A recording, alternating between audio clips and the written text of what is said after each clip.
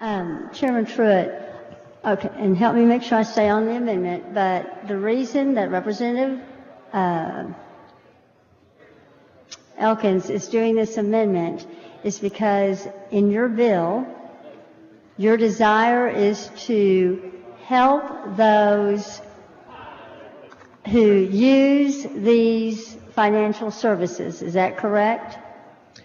This particular bill, 2594, would allow licensing and oversight and put some structure into contracts. And why are you doing this? I ask, is the purpose to help those who use the financial services of these businesses? Is that correct? Well, first of all, we don't know who all's doing this. Well, then why are you regulating if you don't know?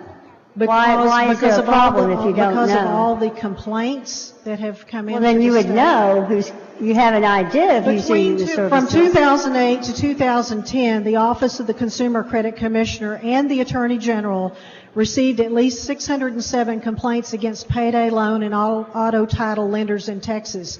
This is in spite of the fact that the borrowers are not notified that complaints should be made to either agency. In several instances, borrowers are directed to make complaints to the other agency, and upon doing so, they're sent back to the original agency they contacted.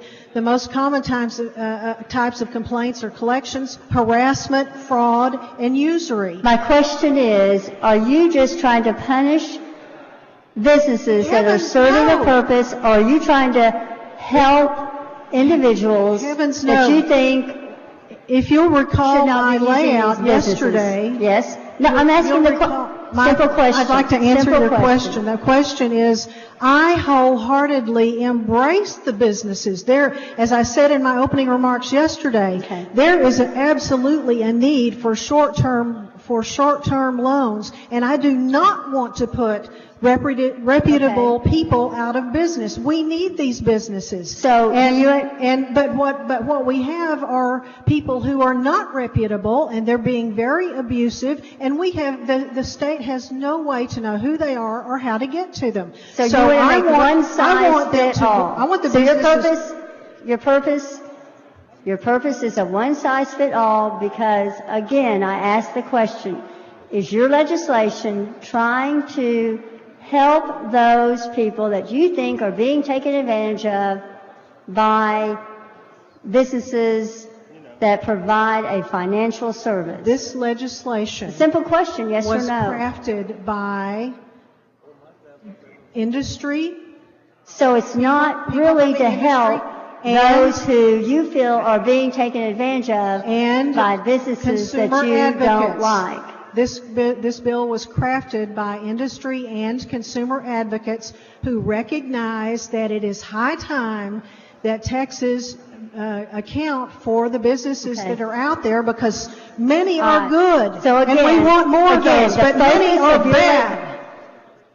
Ladies, please keep this civil. The focus, I will not make personal attacks on another member in this House that I would ask to put in the record. Well, not so unless it's in a primary. I'm merely asking a question. I'm asking the question again. The purpose of your legislation, is it to help individuals that you think are being taken advantage of? Indeed, there are people who are being taken advantage of, yes. Okay, but when you look at your legislation, it does nothing except expand government, increase fees, and who do you think those fees are going to get passed on to? What this does is document who the businesses are. Some are good and reputable. Many, I would hope most, are. But there are some that are not.